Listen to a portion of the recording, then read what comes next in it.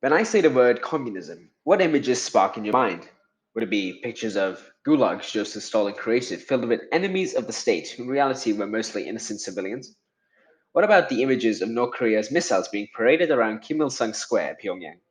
Or could it be a friend after you open a bag of chips? Most people use the word communist as a way to describe something un American, or it's used as another word for sharing. But in reality, the original idea of communism is an economic theory, a theory which would work splendidly if it weren't for the fact that we are human.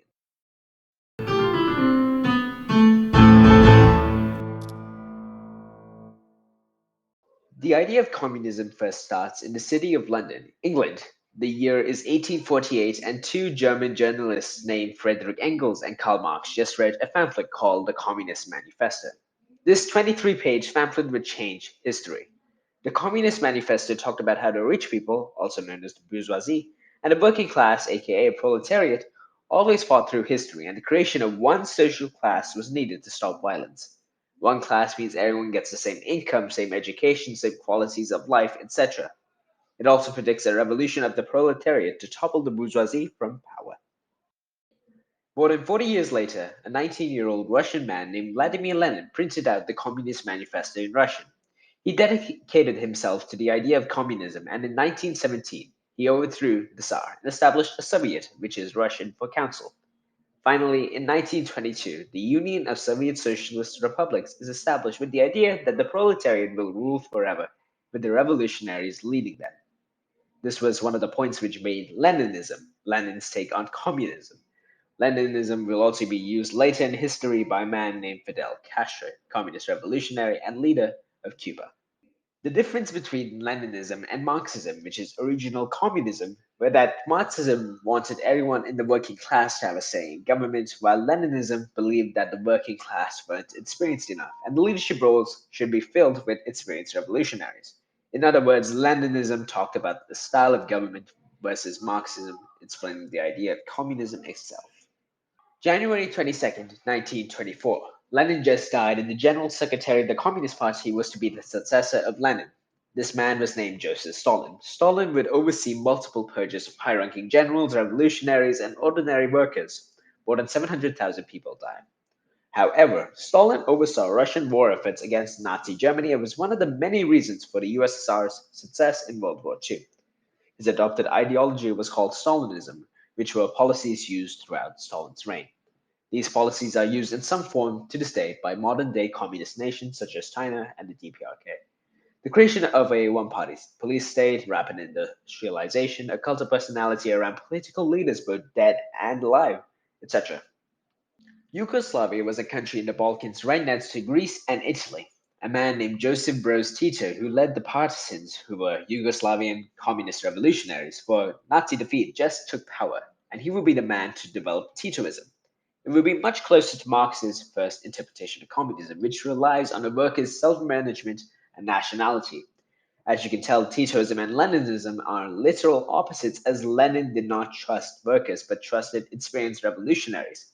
Tito and Stalin often sent letters to argue about their ideologies. Stalin also sent more than 22 assassins to Tito, but all of them either got caught or their plan failed. At one point, Tito sent a letter to Stalin. Stalin, stop sending people to kill me. We've already captured 5 of them, one of them with a bomb and another with a rifle. If you don't stop sending killers, I'll send one to Moscow and I won't have to send another one.